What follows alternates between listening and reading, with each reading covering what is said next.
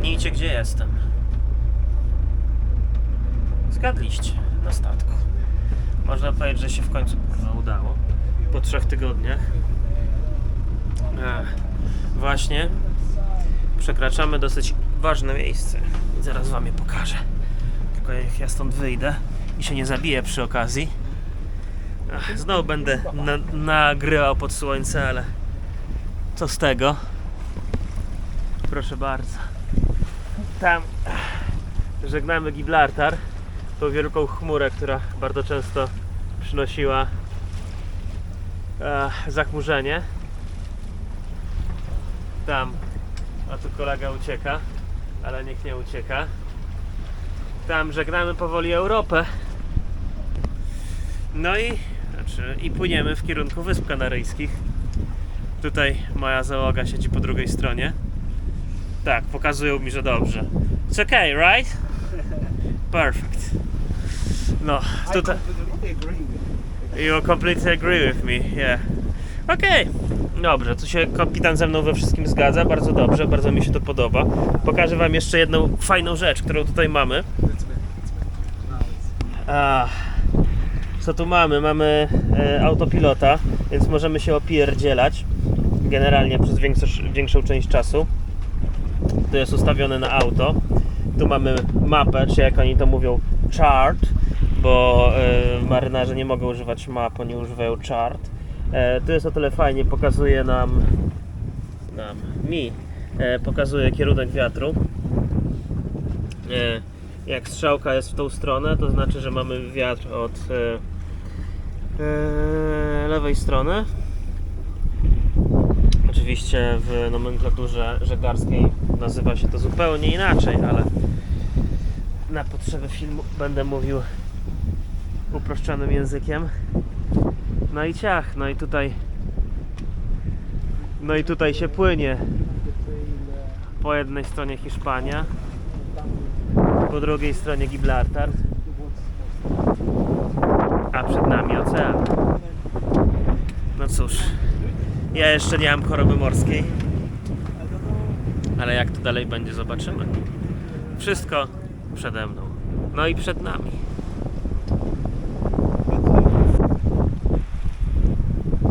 Nie wiem, jak dobrze to widać, a jak dobrze tego nie widać. A tam u góry księżyc odbijający się tutaj na powierzchni oceanu. Tutaj działa sobie na spokojnie autopilot. Kolega śpi obok. A teraz kamera jest skierowana na mnie. No i chyba jednak tu nic nie widać, ale trudno. Musicie mi uwierzyć, że tak jak widzicie tą ciemność, to ani za nami nikogo już nie widać, ani wokół nas, ani przed nami. Tylko księżyc, pustka oceanu.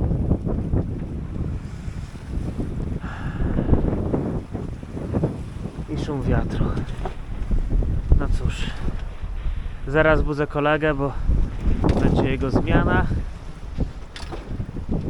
A ja się rozłączam i pozdrawiam. Okay, you can start. Yes. Oh, you can move.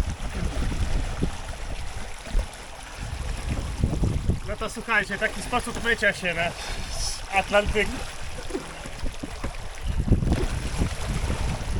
Marcin! Mamma mia. Ale super. You could get a big fish. Head in the water. Come on. Watch the ground.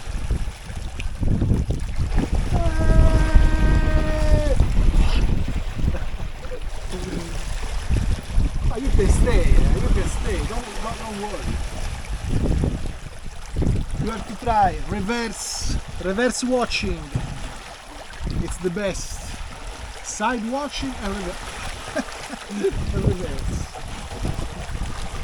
Reverse is amazing. Okay. We lose the control. No better.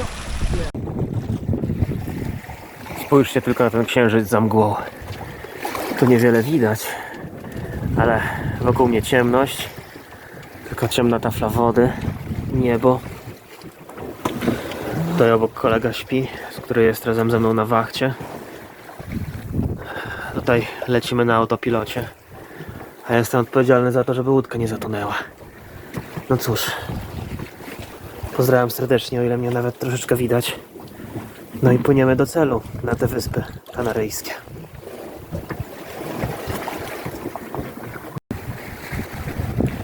Po 5 dniach, czy bardziej po 5 nocach zupełnej pustki na morzu, jak już się zbliżamy do Wysp Kanaryjskich, mamy już więcej szczęścia. Tam minęliśmy właśnie jakiś statek towarowy. To co widzicie tu teraz, tutaj taką migającą dżdżownicę. A przed nami, jak się odwrócę w drugą stronę, to ten taki świecący potwór, który się cały czas zbliża w naszym kierunku. To jakiś statek pasażerski. Według GPS-a nazywa się Britannica. No i przez moment bałem się, że jesteśmy na kursie kolizyjnym. No ale jak widzicie, ledwo co, ale będziemy go wymijali. Że widać, że już się zbliżamy do celu, bo ruch na oceanie robi się coraz większy. A tu jeszcze jedno ujęcie na ten statek, co go mijamy. Tym razem od boku. No, mijamy go tak w odległości, żeby was nie oszukać. 2 kilometrów na oko. Także... Nie no, dobra, przesadzam, 5, ale no rzeczywiście bliziutko mamy do siebie.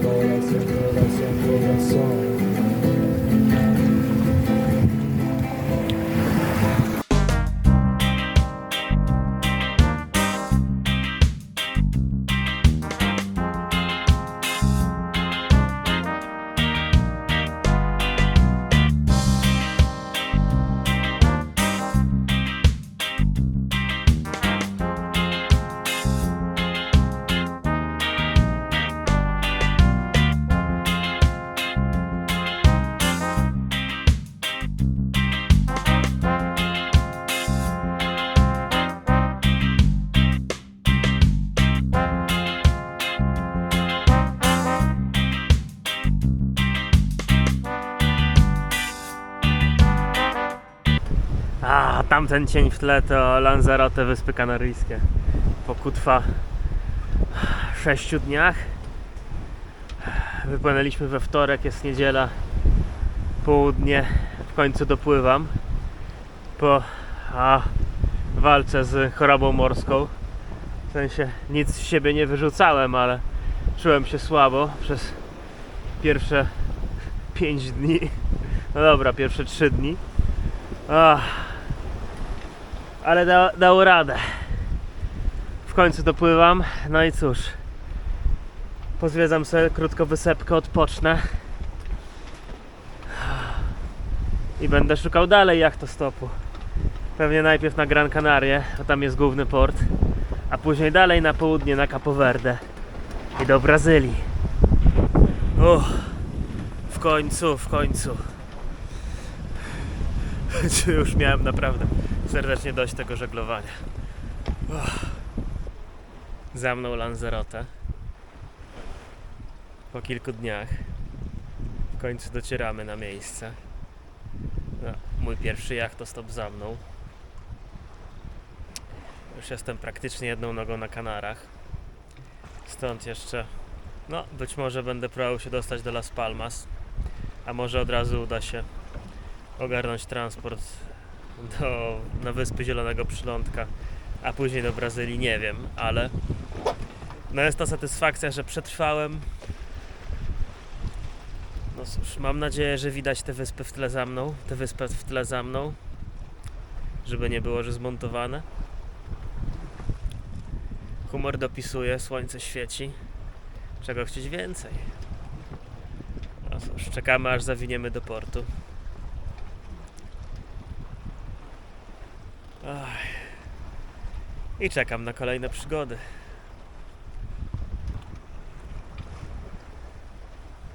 Słuchajcie, to szybki raport z tego, co się działo. Jak widzicie, spałem na plaży. To nawet nie jest taka plaża. A tutaj nikt raczej się nie przychodzi kąpać. A wygląda to tak, że to są jakieś takie porobione miejsca. Nie wiem, to jest na połów jakichś zwierząt, jak jest przepływ czy coś. Nie jestem w stanie powiedzieć. Tam są jakieś ruiny. Spotkałem wczoraj pana, który jest bezdomny. Spytałem, czy tu można spać bezpiecznie na plaży. Powiedział, że tak. No i niby można było spać na plaży, ale wiatr był taki, że ostatecznie zwinąłem namiot, bo mi go po prostu składało. I zrobiłem coś takiego. Jak widzicie tutaj tą linię ułożoną z kamieni. Rozłożyłem sobie trapa przygniotłem kamieniami, nakryłem się częściowo tym trapem, po drugiej stronie też sobie przygniotłem kamieniami i miałem taki mikronamiot. No dobra, a jak się tu znalazłem, bo myślę, że to może bardziej Was zainteresować. No słuchajcie, była taka, usiądę sobie i tak niedługo będę łaził, całkiem sporo. Była taka sytuacja, że dopłynęliśmy do portu. No i niby wszystko fajnie, nie? Poszliśmy na pizzę, później zrobiliśmy pranie. Kapitan powiedział mi, że no spoko, jak chcesz, to możesz nawet zostać na łodzi troszeczkę dłużej. W sensie do dzisiaj, do rana. No i fajnie, super. Poszliśmy, ponieważ była tylko jedna karta, więc no niestety trzeba, a drzwi są blokowane do prysznicy, no to trzeba było pójść we dwóch, żeby można było przejść na raz przez drzwi. No to poszliśmy. Ja się umyłem, ogoliłem. Gościu jeszcze zrobił pranie. No i jak ja tam dorzuciłem ze dwie koszulki, żeby no już jak robi pranie, żeby mieć wszystko czyste. Robi to pranie, nie? I w pewnym momencie mówi do mnie, że dobra, ale kiedy mi dasz 100 euro? Taki lekko zszokowany, o co cholera chodzi, nie? Bo umawialiśmy się, że ja za cały przejazd płacę 100 euro. No ma być to jachtostop, czy tam autostop, więc no zgodziłem się pod takim warunkiem, że to 100 euro, no to jest powiedzmy koszty jedzenia plus eksploatacji, no bo no jednak tam spałem, używałem prysznica i tego typu rzeczy, no to nie tylko, to nie była powiedzmy opłata tylko za transport, ale za nocleg, za jedzenie. No umówiliśmy się na to 100 euro, tak? Ja mu 100 euro zapłaciłem. Wcześniej, przed wypłynięciem go kilka razy pytałem, czy to 100 euro to jest już wszystko. 3 razy go pytałem. Nie mówił, że trzeba mu więcej dopłacać. Jeszcze mi tak powiedział, że wypływamy dosyć szybko, no bo sytuacja, jeszcze dla tych, co nie wiedzą, sytuacja była taka, że pisze do mnie w niedzielę rano, czy tam niedzielę, czy poniedziałek rano, że słuchaj, jutro wypływamy. Ja byłem nie wiedziałem, czy się zdecydować, czy nie. Jeszcze tam musiałem kilka spraw pozałatwiać, do bankomatu pójść i tego typu rzeczy porobić. Więc no generalnie byłem w biegu. I on mówi, że dobra, to spotkajmy się wieczorem, nie? No to i ustalimy. No to spotkałem się wieczorem. Wtedy go jeszcze 3 razy właśnie o to zapytałem, czy to wszystkie koszty. No on mówił, że jak on użył słowa contribution i takie tam pierdzielenie. No to dobra, 100 euro to 100 euro i popłynęliśmy.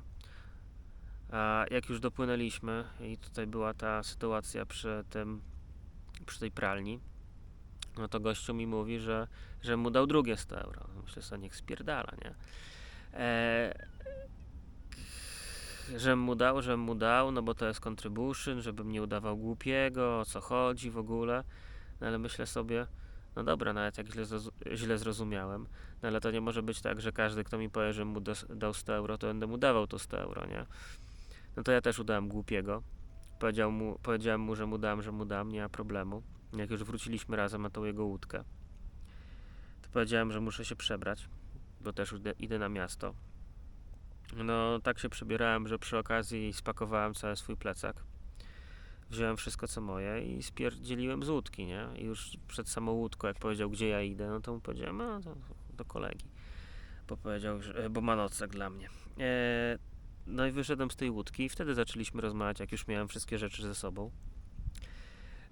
Powiedziałem, że mi dał konto bankowe, to może ewentualnie przemyślę to, bo czy to rzeczywiście było nieporozumienie, czy nie. No a gościu nie, chuj, dawaj forsę do rączki i bajabongo. No to w takiej sytuacji, jak już wcześniej wspomniałem, niech skacze na palmę i nie będę mu dawał nic, no bo to jest dla mnie po prostu wyłudzenie forsy. Więc siłą rzeczy nie spałem u niego na łódce. No i musiałem ruszyć dupsko. I tutaj w okolicy właśnie znalazłem taką, nawet nie wiem, czy to można nazwać odpuszczoną plażą. To nie jest opuszczona plaża, to takie nie wiadomo co jest. I co? I tu sobie spałem. To jeszcze raz pokażę. To jest takie zagłębienie. Wiatr był straszny, także mi namiot składało. Koniec mojego gadania na ten moment. Lecę dalej. Piękna woda. Tutaj wydaje mi się, że dobrze widać, jak wygląda ta wyspa. Tu z jednej strony no takie niepowalające budynki. Piękna woda. Tam jakiś mały fort. Czarny piach. Czarna plaża. Nawet zrobię lekkie zbliżenie.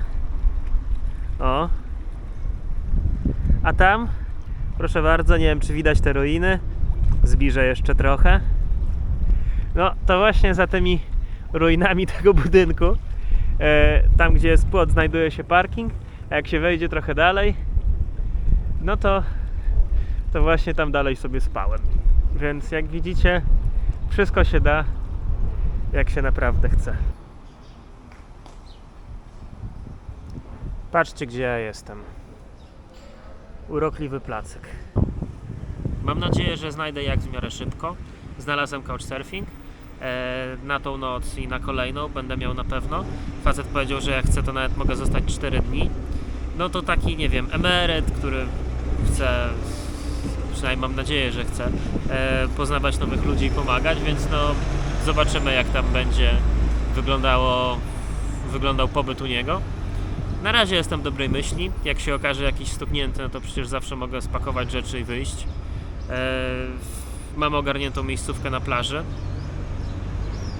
Tam jeszcze później sobie pochodziłem, pozwiedzałem, więc okolice tego miejsca. I tam obok jest jakiś opuszczony budynek, więc myślę, że w nocy będzie można rozbić namiot i nawet nie powinno w środku wiać, więc to już zupełnie ekstra. Więc no cóż, wszystko fajnie, byleby tylko udało się w miarę szybko znaleźć ten jacht, a może nawet uda mi się znaleźć miejsce na łódce na nocleg, to wtedy jeszcze będę miał trochę czasu na pozwiedzanie tej wyspy. Byłoby super. No ale nie mówmy hop, poczekamy, zobaczymy, jak się będzie sytuacja rozwijała. Tutaj w mieście mamy taką zatoczkę połączoną z oceanem. Tutaj, jak widzicie, jest taka promenadka. Tam właśnie są to ruiny, w których spałem pierwszej nocy, znaczy bardziej za ruinami. A tam dalej, nie wiem czy widać, tam gdzie w oddali majaczy ten symbol Burger Kinga, jest cały last masztów. No tak, właśnie tam jest marina, tam właśnie idę. No i cóż, trzeba będzie porozlepiać te ogłoszenia moje. Zobaczę, czy jakiś kapitan będzie chciał mnie wziąć, ale no, tak jak czytałem blogi innych osób, kurczę, no, powiem wam, czytam to i czytam i każdy mówi, że złapał jak w 4 dni, wystarczyło, że porozlepiał ogłoszenie i się coś znalazło. No ja nie miałem takiego szczęścia, no ale no cóż, jak nie mam szczęścia, to szczęściu trzeba pomóc, nie będę czekał bezczynnie. Do Las Palmas no nie jest aż tak daleko jak z Gibraltaru tutaj, więc będę nie tylko porozklejał te ogłoszenia, no ale jak będę widział, że ktoś wychodzi z tej koi, no to będę pytał i już, no. Może ktoś się zgłosi, może ktoś będzie zainteresowany. Zobaczymy. Pojęcia nie mam. No ale jak mówiłem, próbować trzeba aż do skutków. Wiem, że jest to możliwe, więc skoro jest to możliwe, no to jest możliwe i koniec, tak? A ciekawy jestem, ile mi to zajmie. Naprawdę jestem bardzo ciekawy. Ale no co? Kto nie ryzykuje, nie pije szampana. Proszę bardzo, oto i marina, a przynajmniej marina od jednej strony. Można do niej sobie dojść przez taki fajny mostek. Dlaczego fajny? A właściwie fajnie podświetla w nocy na przykład, dlatego fajny. A no, może go nawet pokażę jeszcze wieczorem. No, a na razie zmierzam tam, gdzie moje przeznaczenie, czyli rozmowy z ludźmi, rozklejanie żeglarskiego CV. Proszę bardzo, moje ogłoszenie pojawiło się tutaj na tablicy ogłoszeń. Jest jeszcze w miejscu, gdzie się pierze, w pralni. Tej może nie będę nagrywał, natomiast wydaje mi się, że tu jest dużo bardziej ciekawie, bo trafiłem do lokalnego baru tutaj, proszę bardzo. Dużo fajniejszy niż to, co było w La Linei. Tutaj widzicie, a może i nie widzicie, dlatego wam przybliżę. Jest pokazane, jak daleko jest, może nie wszędzie, ale jednak do miejsc, do których mogę chcieć zmierzać. Mamy La Habanę, no to pewnie Hawana na Kubie, Azores to chyba Azory, ale mnie to by najbardziej interesował Salvador de Bahia, czyli już to będzie Brazylia, ale po drodze, tam troszeczkę wyżej, bo mamy Maderę, ale jest też Capo Verde. Capo Verde, no to pewnie będzie następny przystanek. Gibraltar już znacie. Fuerteventura to jedna z wysp, jakie tu są. Mogador. Oj, Mogador to jest 250 stąd, więc pewnie też jakaś z wysp kanaryjskich. Dakar, no to wiadomo Afryka i La Graciosa to chyba jeszcze będzie gdzieś na Lanzarote. No ale no to widzicie. Różne są kierunki. Mnie interesują tylko niektóre z nich. No, myślę, że ta wystawka z napojami wiskokowymi w sumie też jest dla mnie interesująca. Tutaj pewnie flagi osób, które odwiedzają to miejsce. To takie biało-czarne to jest chyba coś związanego z Francją, jeśli dobrze kojarzę. Tu jakieś brytyjskie, to takie z 5 niebieskimi gwiazdkami, 2 gwiazdkami, to zupełnie nie wiem, co to jest. Także widzicie. O, to jest flaga Lanzarote. A to chyba tą flagę kojarzycie. No, polska bandera. Tuż obok flagi pirackiej. Więc cóż. No fajnie tutaj jest. Myślę, że pewnie będę jeszcze odwiedzał to miejsce, bo naprawdę tu jest przyjemnie, ciekawie, więc kurczę. Fajnie. Więc no cóż, wieczorem pewnie będzie jeszcze lepiej, więc któregoś wieczora się tu na pewno pojawię. A na razie z tą piękną wystawką alkoholi za mną żegnam się z wami. Hej.